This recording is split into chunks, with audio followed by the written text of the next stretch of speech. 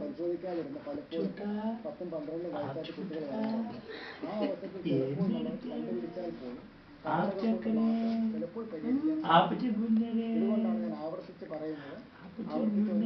ആവർത്തിക്കാനുള്ള കാരണം പ്രാധാന്യമുള്ളതുകൊണ്ടാണ്.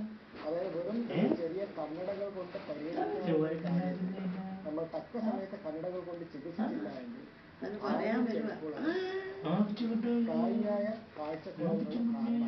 നേത്രപരിചരണത്തിന് കണ്ണിന്റെ തിളക്കം വർദ്ധിപ്പിക്കുവാനും നമ്മുടെ ആയുർവേദത്തിലുണ്ട് ചില തനത് വഴികൾ. തുടങ്ങി നമ്മുടെ പ്രതീക്ഷയ്ക്ക് ആക്കം വർദ്ധിപ്പിക്കുന്ന ആയുർവേദ നേത്രപരിചരണത്തിലേക്ക് നമ്മുടെ യാത്ര.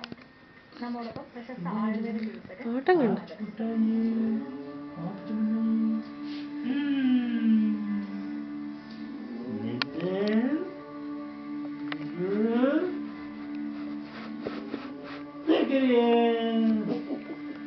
നേരത്തെ പറയുന്നുണ്ടായിരുന്നു.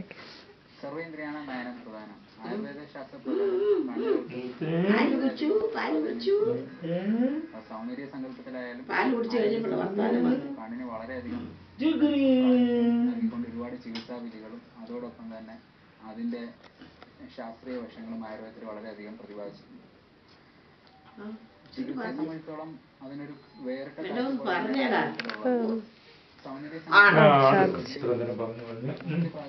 അകത്തോട്ട് പോയല്ലേ?